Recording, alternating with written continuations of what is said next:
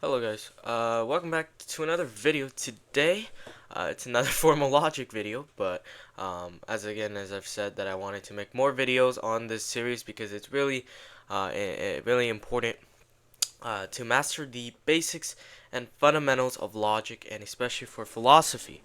Right, so let's get into it. So today I'm going to be taking this from John of St. Thomas's book, Outlines of Formal Logic, which is really a very important book for you to read. And since John of St. Thomas is one of the greatest logicians and theologians of his time, and if anything, of all time, second to Thomas Aquinas. I mean, this dude was the pioneer, one of the first pioneers in the field of semiotics, and his material logic is vastly celebrated. And this guy is insanely smart. All right. So if you read any of his works, you're gonna see why. All right, let's get into it.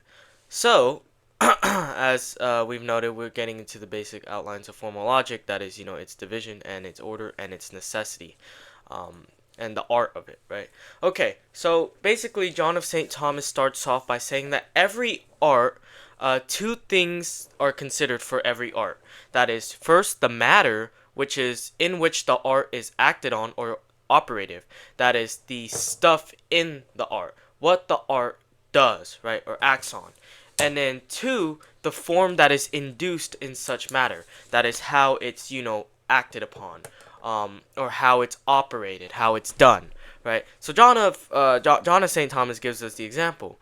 As in building a house, the stones and wood are the matter, right? It's what the stuff that is being acted upon, right? It's literally, yeah, the stuff. And then the form is the composition. It's how it's shaped. And so since the stones and wood are ordered to each other in the one shape and structure of the house. So that's a quick illustration. Here, the builder does not create the matter, but he rather takes it upon himself to use as given. The builder introduces the form, which, shaped by and brought into existence by the craft, is the main result of the art. And so logic is an art whose function is to direct the reason, lest it err, that is error, in the manner of inferring and knowing. And so that's what John St. Thomas says. And just as the art of building guides the builder to avoid mistakes in constructing a house, likewise, the art of logic guides a person or an agent to avoid mistakes in reasoning. And so logic is called a rational art, not just because it resides in reason as, its subject like other arts, but because it directs the very operations of reason itself. Excuse me, just had drinks of water. And so, reason, in making inferences and judgments, works through resolution, meaning that it returns to its principles and clarifies the proofs. Thus, for logic to guide reason and prevent error is the same as for logic to ensure reason resolves correctly and properly. Hence the whole definition of formal logic, right? Logic is the science that guides men to truth. And so, parts of logic that are of judgments that are certain are called analytical. That is, they break down into elements because they teach how to resolve things correctly without error. And John of St. Thomas says that the correct resolution comes from both. You must have one, a valid form, and two, the certitude of matter. And so the things or objects we want to understand are the matter, but the form is the very arrangement or manner by which these things or objects known are connected in order to infer and know. And this is where logic departs, that is material logic and formal logic. Formal logic is the study of the right rules and guidance to guide our reasoning to not err. Material logic is studying the matter of those, propositions and reasonings.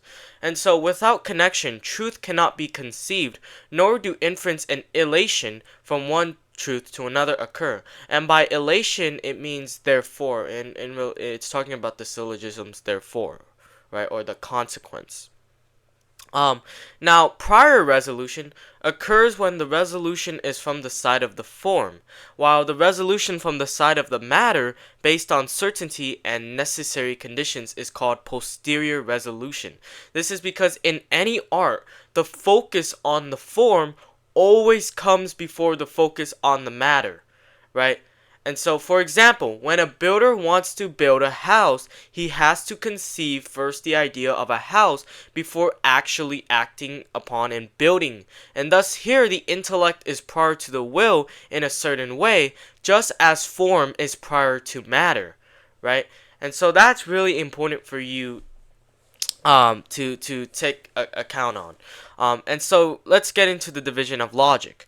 John of St. Thomas says that we will deal with two parts of logic. One, all that pertains to the form of the art of logic and prior resolution. And two, we will see what pertains to logical matter or posterior resolution, especially as it is in demonstration towards which logic is principally ordered.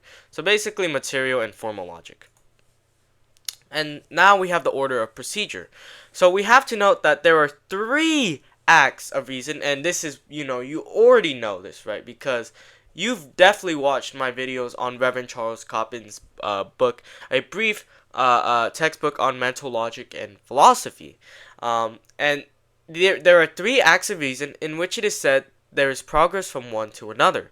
St. Thomas Aquinas says there is no better order can be followed to divide the treatment of logic on the basis of these three operations. And he even says this in his commentary in the Posterior Analytics. And thus, without further ado, you have simple apprehension, judgment, and reasoning.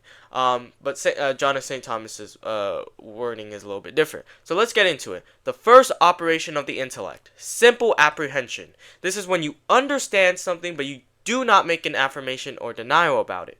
So you can apprehend the concept of a bottle, but you don't affirm or say anything about it, right? The second operation of the intellect is what we call judgment, but it's also called composition or division. This is when I know something in such a way that I either attribute something to it or deny something about it. And this involves two or more ideas combining to form a judgment, and this is where the introduction of truth or falsity is going to come in. Right? Because remember, a simple apprehension cannot be false, true or false.